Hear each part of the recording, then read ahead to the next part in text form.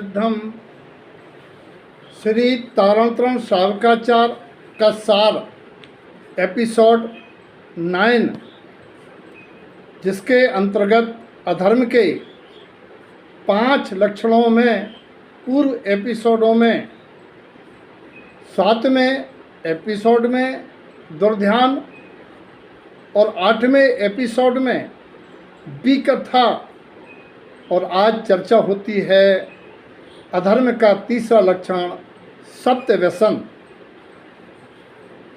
आचार्य श्रीमद् तारण स्वामी महाराज ने अपने 45 लाख से अधिक शिष्य समुदाय को मोक्ष मार्गी आचार संहिता का निर्वहन कराने हेतु सत्य व्यसन का त्याग तो मूलाचार में ही करा दिया था।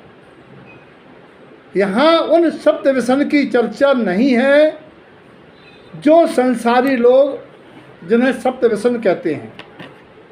व्यसन क्या है? बुरी आदतें, बैड हैबिट्स जो समाज में निंदनीय हैं, जो अशुभ भाव अशुभ कर्मों का बंध का कारणभूत हैं, जो एक अनीति है, जो इस भारतवर्ष के किसी भी धर्म पंथ संप्रदाय में स्वीकार नहीं है, उसे व्यसन कहा जाता है। वे 7 होते हैं: जुआ खेलना, मांस मद, वैश्या और शिकार, चोरी पर स्त्री रमण, 7 व्यसन निवार।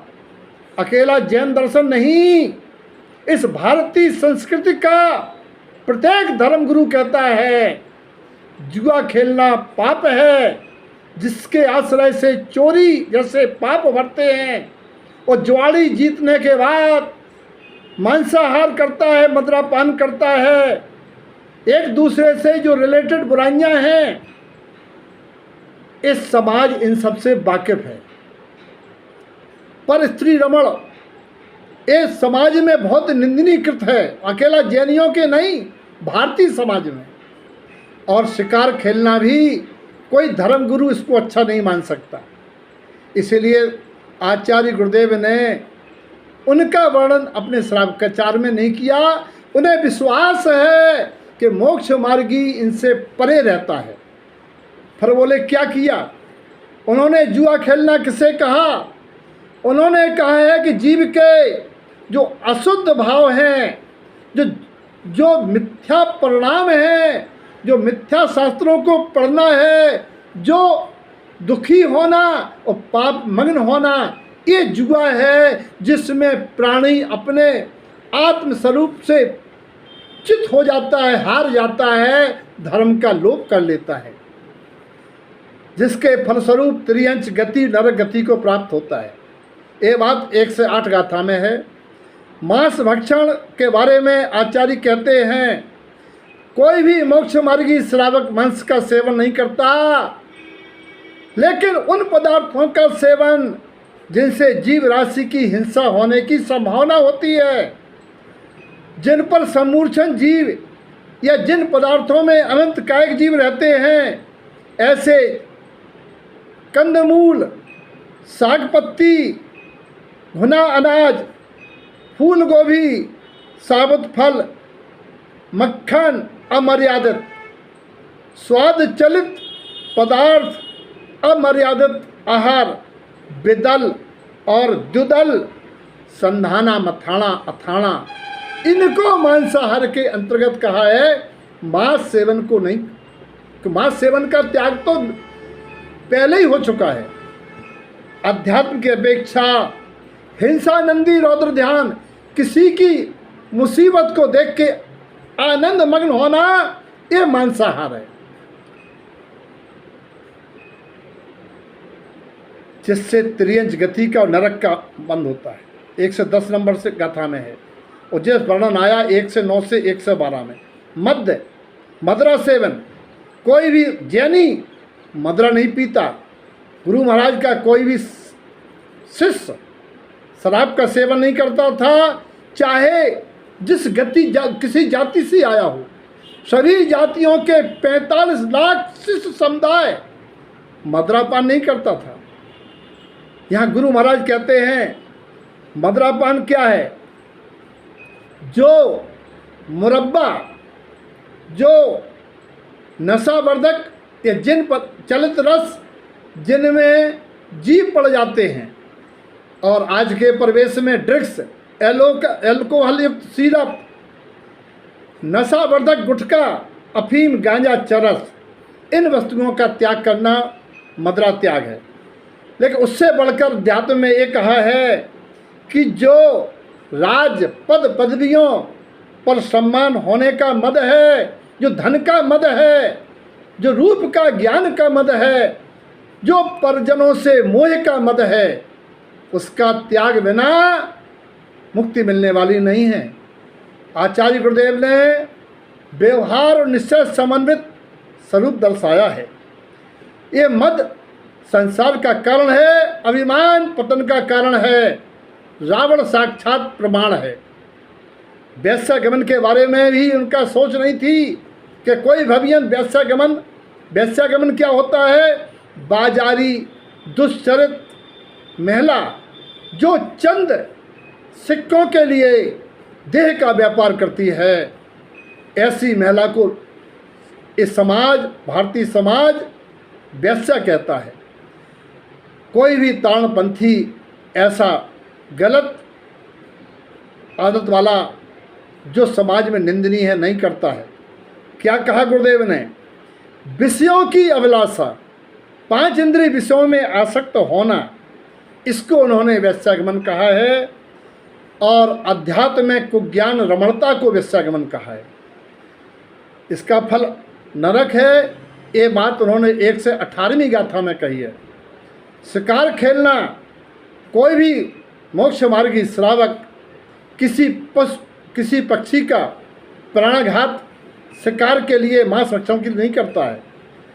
उन्होंने 1 से 19 से लेकर 1 से 28 गाथा तक बहुत विस्तृत विवेचन किया है कि जीव की दुष्ट परिणति, ठगना, चंगुल में फंसना, वशीकरण करना और कुगरू बन के लोगों के साथ संसार वर्धक चर्चाएं करके उनका संसार मार्ग बढ़ाना, कुमार्ग में लगाना, चालबाजी की बातें करना, ये है वैश्य शिकार खेलना। आध्यात्मिक स्वरूप ये है रौद्र ध्यान, अर्थ ध्यान पूर्वक आत्मा की शिकार, अर्थात आत्मा में खोटे कर्मों का बंद कराने वाला भाव। योग वक्रता, कहना कुछ, सोचना कुछ और करना कुछ, यह है आत्मा की शिकार। अशुभ नाम कर्म का बंद कराती है।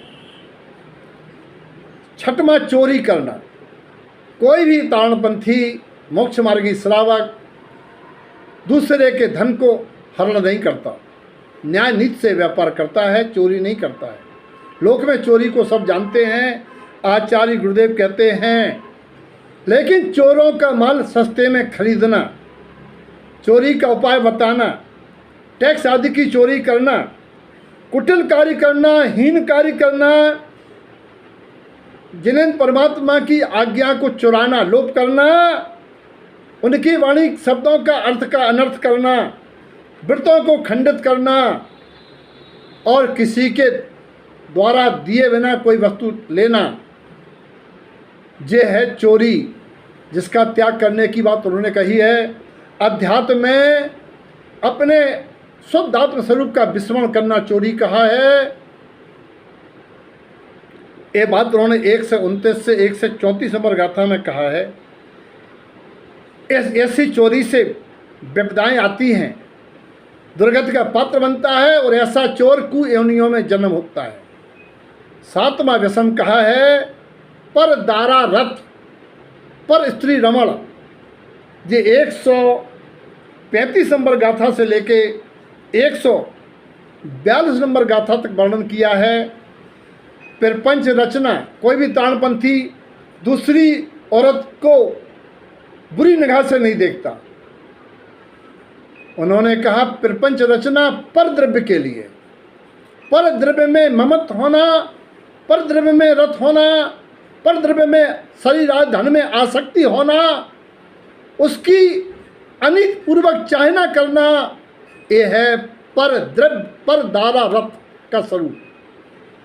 अशुभ वचन बोलना, भौड़े कुटिल वचन बोलना, भी कथाएं करके मन को रंजायमान करना और विषयों में रमण करना,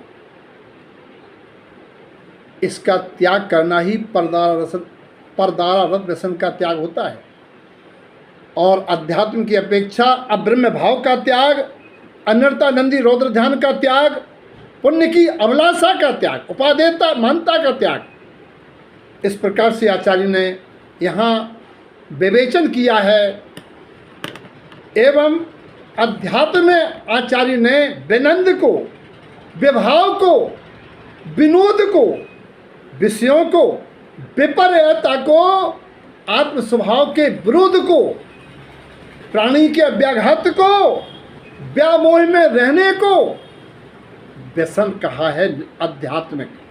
इसीलिए भैया निश्चय व्यवहार व्यसनों का त्याग करके मोक्ष मार्गी बनो, ऐसी आचार्य गुरुदेव की देशना है।